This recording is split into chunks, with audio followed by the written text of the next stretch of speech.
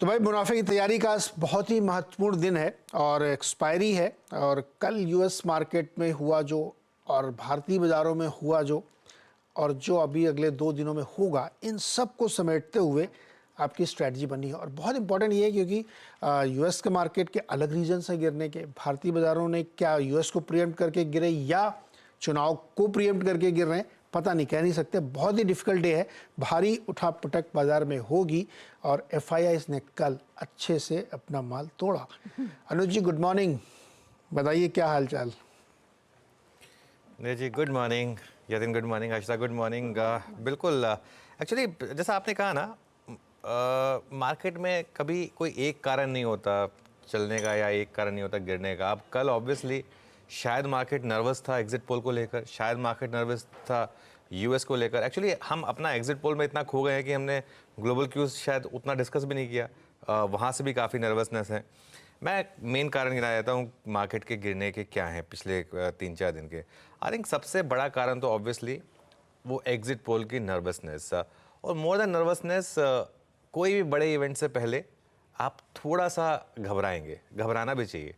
हम भी जब बोर्ड के रिजल्ट आते थे, चाहे पेपर अच्छे हों, तब भी घबराहट होती थी। थोड़ी घबराहट अच्छी होती है। उससे ये पता चलता है कि ठीक है, मार्केट में जगह है चलने की, अगर थोड़ी सी घबराहट हो तो। सबसे बड़ा कारण ये है। और एक चीज़ ध्यान रखिएगा, इस मार्केट में एग्जिट पोल से पहले ही एक बड़ी रैली हुई थी। हम 21,800 तक गए थे।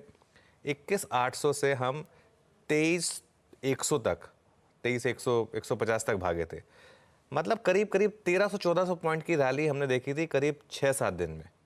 वो कभी भी सस्टेनेबल नहीं थी। तो वो एक ऑब्वियसली मार्केट ने शायद बेस्ट केस आउटकम को ऑलरेडी पचा लिया था। ये तीसरा कारण, जब भी आप एक बेस्ट केस आउटकम को पचा लेते हैं, क्योंकि उसके बाद आप हमेशा ये पूछते हैं कि चलिए ठीक है 350 सीटें भी आ गई तो बेस्ट केस आउटकम क्या है। क्या मार्केट वो ऑलरेडी पचा चुका था? शायद मार्केट वो कर चुका था। 23,200 तो ठीक है, 23,200 का 23,500 हो सकता था। उससे ज़्यादा तो फिर वैल्यूएशन का डिस्कम्फर्ट आया था ना। इसके लिए एक और फैक्टर जो मार्केट के लिए कल अगेंस्ट था, वो था एफआईआईज़ का शॉर्ट ना होना। मार्केट में हमेशा जब भी एफआईआई शॉर्ट होते हैं, एक कुशन होता है मार्केट को कि मार्केट नीचे आएगी, शॉर्ट्स कवर करेंगे, मार्केट हल्की सी ऊपर आएगी, शॉर्ट को कवरिंग करनी पड़ेगी। तो अब वो फैक्टर नहीं था। एफआईआईज़ कल नेट लॉन्ग थे। अब आज एफआईआईज़ वापस शॉर्ट आ गए। शायद इसका थोड़ा सा हमको आज एक फ़ायदा मिल जाए इसकी वजह से। एक और चीज़, कल मेरी काफ़ी ब्रोकर से बात हुई, एचएनआई से बात हुई, और सब ये कह रहे हैं कि एचएनआई को भी अब ब्रोकर्स ने फुल लेवरेज देना थोड़ा सा कम कर दिया, क्योंकि इतनी बड़ी वॉलेटिलिटी है। तो देखिए क्या होता है कि थोड़ी सी लेवरेज भी सिस्टम में कम है। ये वैसे सिस्टम के लिए अच्छी चीज़ है, क्योंकि एक बड़ा इवेंट आपके लिए लाइंड अप है इसके लिए। और उससे पहले एचएनआईज़ ने काफ़ी प्रॉफिट बुकिंग भी की है। मैं तो काफ़ी ऐसे एचएनआईज़ को जानता हूँ जो अपनी ट्रेडिंग बुक पूरी तरीके से खाली कर चुके हैं या खाली कर रहे हैं, और इस समय कहीं हॉलीडेज एंजॉय कर रहे हैं और सीधा 4 या 5 तारीख को वापस आएंगे। और एक आखिरी फैक्टर, ग्लोबल फैक्टर, इसको मत भूलिए। ग्लोबल फैक्टर भी काफ़ी इंपॉर्टेंट है।